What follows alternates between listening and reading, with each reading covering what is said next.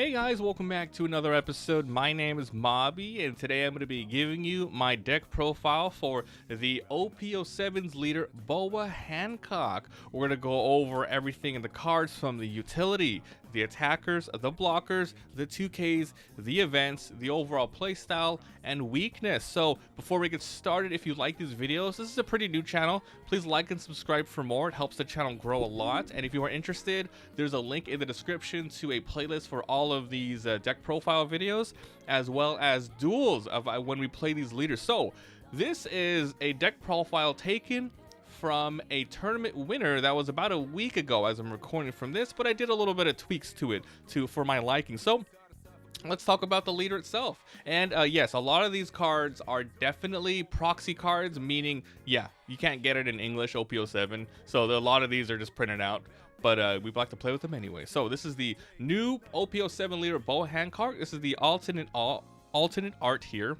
5,000 mono blue. Your turn once per turn. You may activate this when a character leaves play from one of your abilities. If you have 5 or less cards in hand, draw 1 card. Now, really important to know that this is only your turn and abilities only. So that means if you KO somebody, or if you grab it, if you have 5 characters and you throw a new one out, it doesn't replace it. It has to be from an effect, right? And it's interesting because you can do your characters or your opponent's characters. So really lots of lots of draw power to play around with here. So let's begin with the utility cards in this deck. We have 4, and these are Peronas. These are really staples in this particular deck as OP01. Look at the top 5 cards of your deck and rearrange them. This is going to be super important just to draw, anything you specifically need, because in this deck you really need the right cards to pop up at the right time more than a lot of decks. Like, you can't just rely on things. You need to get specific cards, and we're going to talk about this in a second, because there's a card here that you really need to know what's coming up for the top. So Perona's really important. All right, now for the attackers. We'll start with these two. These are Charlotte Puddings, 4/1. On play, your opponent returns all their cards to their hand and shuffles. Then your opponent draws 5 cards. This is really good if your opponent has more than 5 cards, obviously, 6, 7, 8. And with this deck, you are going to be bouncing some back to their hand, so this could work out in your favor. But yeah, I'm running 2 of these because it's a little situational. This deck doesn't have that many things to bounce back, so once again, a little situational, but it's in here. Now, believe it or not, these are the lowest cards, and then it moves on to 9 drops. Check this out. Next up is the Sanjis. Secret Rare from OP07, right? Or was it EBO one? I don't know. OP06 maybe. Yeah, 9/9. Really crazy attacker. On play, reveal the top 1 card of your deck. Once again, these are exactly why these Peronas are in here. You may put up to play 1 revealed character with 9 costs or less other than Sanji, and then you place the rest on the bottom.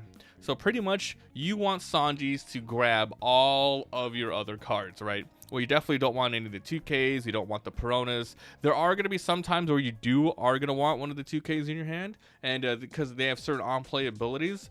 But for the most part, the best things to get with Sanji in this particular deck are your other 9 drops that we're going to talk about, and your blockers, of course, to keep you alive. So yeah, interesting card, pretty high-tech card, because you either have to set up in advance or just get lucky when you drop them. But yeah, pretty fun and interesting cards.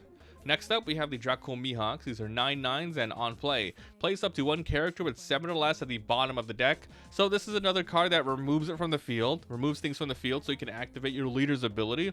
However, it doesn't combo well with this Charlotte Pudding here, where, if they have more cards in their hand, they essentially are going to get rid of them, because this one gets rid of it. Just simply puts it to the bottom of the deck instead of to their hand. Running forward, these are probably one of your best Sanji drops. If you are able to get a Sanji on the field, and then you get Draco Mihawk, you remove from the field, and you get 2 9 drops. This is probably your best aggro play that you can get with this deck. Next up, Kaido. This guy is not searchable by Sanji, but his effect is so good for Boa that you have to have at least 2 of these boss monsters in here, right? So 10/12. Return up to 1 character with 8 and 3 back to the owner's hand. One of the few cards that really work with the Charlotte Pudding here. Really good.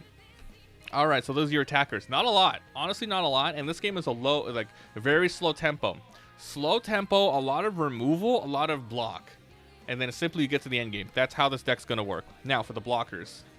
All right, starting with the Don Flamingos, 3/3 3-4-1 blocker on play. Look at the top 5 cards and rearrange them to the top or bottom. Same thing as Perona, so you pretty much have 8 cards in the deck that allow you to help you set up your Sanji. These are really nice, as well as the Sanji could, can potentially grab these as well for a block. So there you go. Imagine a turn where you throw out a Sanji, you grab a Doflamingo to help you block, and then next turn, you draw out a Sanji, you have another Sanji that you set up for the next turn. Crazy, right? Next up is the Boa Hancocks. Now, these are what's different from the tournament deck. The tournament deck is actually running 4 of these Charlotte Puddings, but I decided to take 2 out, and I wanted a little bit more blocker and draw, so I added in these Boa Hancocks instead. So there's 2 of these instead of the 4 Charlotte Puddings. 4-5-1, blocker, and if you have a Dawn on her, when you attack and when you have block, draw 1 card if you have 5 less in your hand. Pretty much just another one of these. So there are some turns where you might be able to get 2 cards in your hand. So I'm doing this for a little bit more safety for blocking, but you don't have to run these. You can run those 4 Charlottes. And then we have these other blockers. Portuguese D Ace. 5-6-1, he's a blocker, and on play, draw 2, then return to the top or bottom in any order that you choose. Another good card for allowing you to set up your Sanji. Or, once again, just throw Sanji out and then do this. So you can rearrange the top or bottom. Really nice card. So these are your blockers. Now we're going to move on to our 2Ks. This deck has quite a lot. Remember, it's all about staying alive until you can drop your big boys, right? So here's a Charlotte Pudding, 2-2-2, and activate main, return this character to your hand. This is an ability that will work with Boa Hancock. You just have to know. You just have to remember to have 5 cards or less in your hand. And, you don't want to do much, but you definitely want to, throw this out if you have extra Dawn. So it's actually a really good tech card. This is a really good card for this deck. Next up is Trafalgar Law. This is the OP07 one, 4-4-2. Activate. You may return this character to your owner's hand. It's a little bit more expensive to activate this just for the block. However, if your opponent just have 6 or more, they place one on the bottom of their deck. So if you really wanted to, you can use this for the 4-drop and return it just for an extra draw. Very expensive, but the option is there. But this is primarily going to be a 2-drop. It's primarily going to be a 2K counter. Then Crocodile. 4-5-2. On play, rest the Dawn. Return up to 1 2-cost or lower character to the owner's hand. This will help you on the late game. You got your big bosses out. You want to end the game. Activate this to get rid of a low blocker, etc. Once again, this is probably one that's going to be primarily a 2K. I believe, unless you have if you have a lot of extra Dawn, this card's going to help out a lot.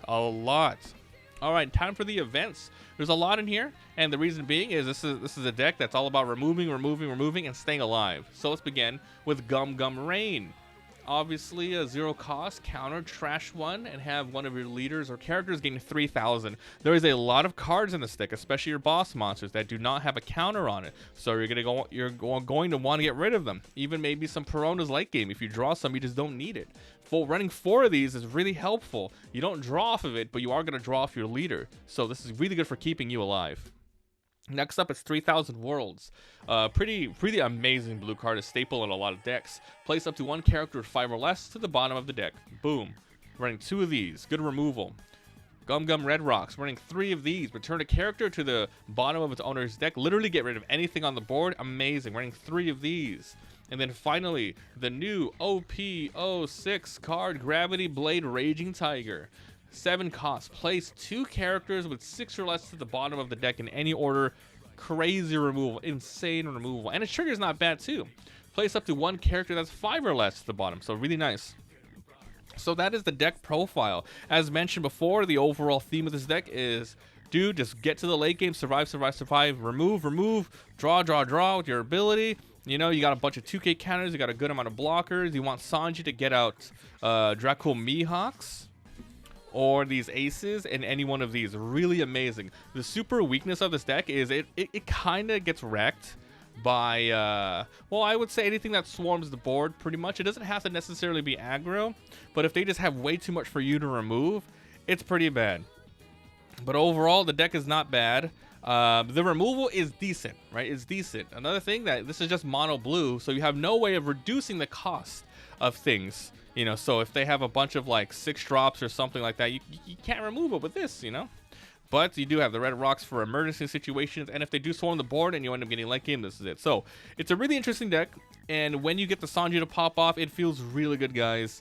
It's a fun deck, and this is a tournament deck winner, so this has seen play with some success. Just, you know, it's up to you whether or not you want to have 4 of these Charlotte Puddings instead of the extra blocker boas that I've been using. But I'm still messing around with it, and we'll go from there. So that's it, guys. If you enjoy, please like, subscribe, let me know what you think about this Boa Hancock leader. There are other ways to play this leader as well that I might make a video in the future. This is literally just a package for removing and surviving. There's no searchability here. There's no archetype, so it's a little weak in that regard. You can do the 7 Warlords package, which is much more consistent, but it's more mid-range only. And then you have the Kuja Pirates, which is not a good archetype at the moment until they release more cards. So I will be doing probably a 7 Warlords package in the future of this leader, but for now, this is it. Survive, get to the late game, and destroy and remove and draw like crazy. So that's it. Let me know what you guys think about this. What would you like to change out? Which leader would you like to see next? Thanks for watching, and I'll see you guys next time. Bye.